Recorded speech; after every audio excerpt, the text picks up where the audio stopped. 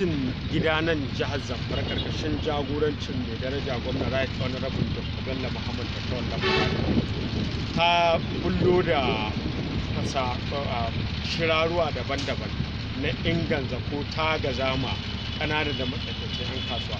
Shin kun taɓa neman karkato hankalin gwamnatin jiha tsakanin waɗannan 'ya'yan ƙungiyar ko halin da kuke cikin zan tallafa muku?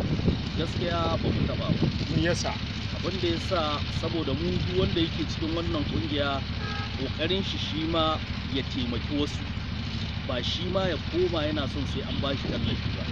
In dai ɗan ƙungiyarmu zai sai siminti akan farashi mai sauki, aƙalla ko bulo 500 kake bugawa, kana ba ka kasa ma'aikaci 5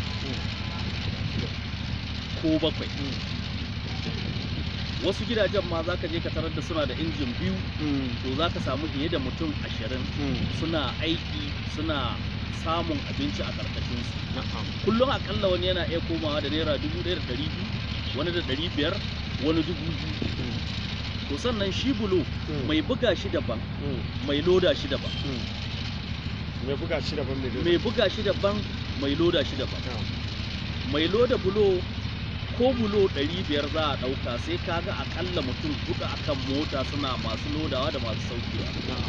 To don haka mu kankin kanmu muna taka muhimmiyar rawa a wajen yaƙi da fatara da samar da aikin yi ga jama'a, ga matasa.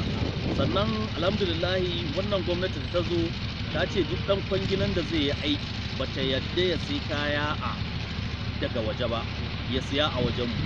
Dama shi so ka bai da mutum wannan tsari. To wannan tsari tsakani da Allah yana nan.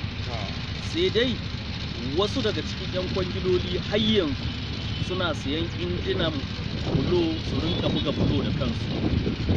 To amma gaskiya abun ya ragu sosai, don mafi yawancin ayyukan da aka yi na asibitota da aka yi da na makarantun firamare da wannan gwamnati ta yi, don ward ɗin da muke da su a jihar Zamfara, kowane ward an gina mashi asibiti.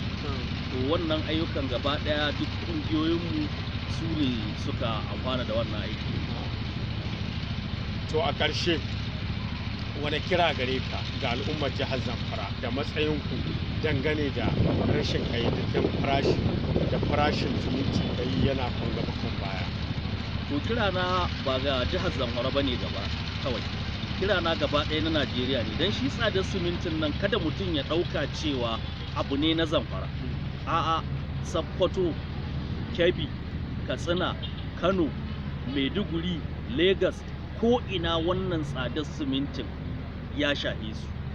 Ina magana da wani memban mu daga Imo, ya ce a shekaran jiya ya sai siminti naira 4,200. To kaga mu hannan ma mun yi saukin siminti a kan su. To don haka kira ne na ƙasa baki daya. Muna kira ga diloli da manajojin siminti su kawo mana agaji, su kawo mana ɗoki, su saukan mana da simintin nan don ya samu mai gina gida ya gina, ɗan kwangila ya ji sauki, mu ma mu ji sauki. Don idan kana da jarin da kake iya siyan buhu 300 na siminti a da, yanzu abin da za ka iya siye buhu 200. Kaga aikin da za ka iya yi cikin wata 2 ya koma duk inda kai wata 1 dole ne ka tsaya don material ɗinka ya ƙare. To madalla, muna godiya. Masha Allah.